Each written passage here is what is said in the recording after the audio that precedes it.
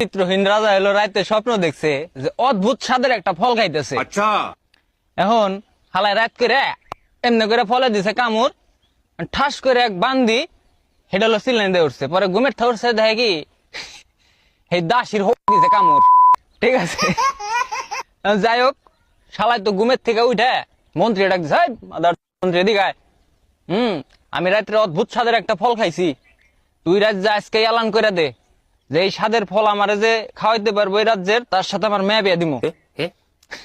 এই কথা কর পরে মন্ত্রী তো মনে করে একেবারে মানে খেই পেঁচায় হেরে ব্যাক করে কইছে কয় এই কাহিনী।